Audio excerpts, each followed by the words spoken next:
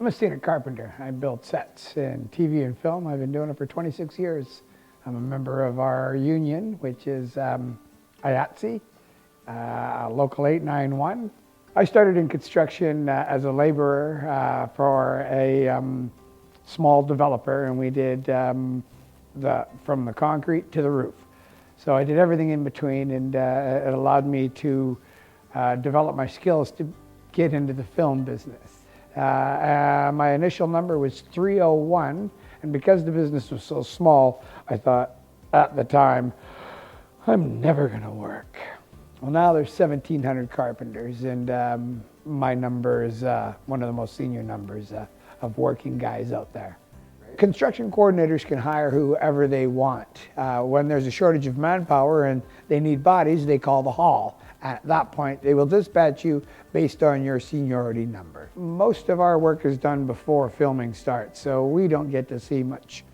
As a young guy coming into the business, you could start as a laborer, drive forklift, watch what's happening, be shown what's happening, become a carp help, take on carp help responsibilities, and eventually become a scenic carp. I've seen many guys start as laborers, and some guys have become construction coordinators.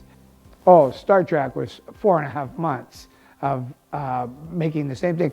The first week when we were deciding how to build the hallway components, it was very exciting because we're being creative. We're using styrofoam, we're using PVC, we're using banana board, we're using plywood. But once we established how we were going to do it, it was the same component day after day, 4.5 months of building the exact same thing. I knew what I was going to do.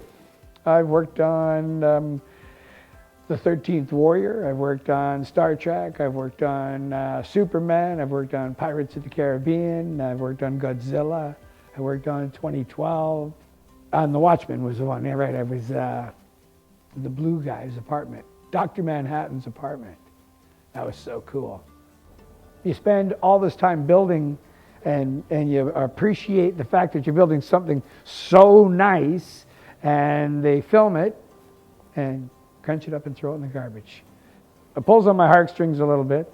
They're going to build it with or without me, so I do my best to not make mistakes. We try to minimize our waste all the time. The good guys are real good at it. Sometimes you make mistakes and things have to be thrown away. Sometimes somebody makes a decision, they want to change what a set looks like, and you have to throw it away and start again.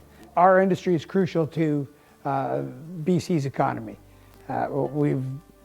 We've got 7 major studios around the city, and if there's an empty building, there'll be a film in it.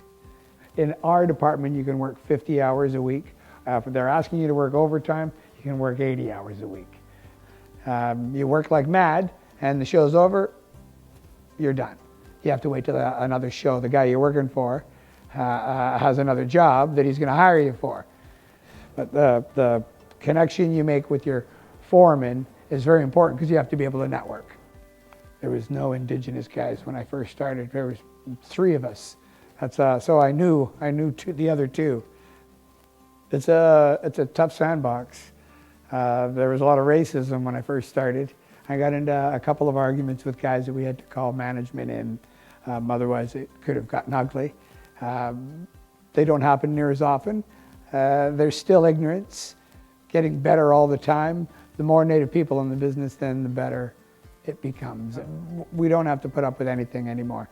There's a chain of command and a path to follow that we are allowed to work in the business and not have to deal with the bullshit that some people throw at you. For some reason, there's a bunch of young people that have started in the business. Some Stolo kids, some Musqueam kids. I know some Squamish kids that are in the grip department. I don't know of any Native mentorship programs, but I would love to be able to show young Native kids how to build sets. As a scenic carp, working in the business for as long as I have, that's what I do anyway. New guys come into the business and they're carpenters and they don't know how to build scenery. So we show them how to build scenery. Why don't we show Native kids how to build scenery?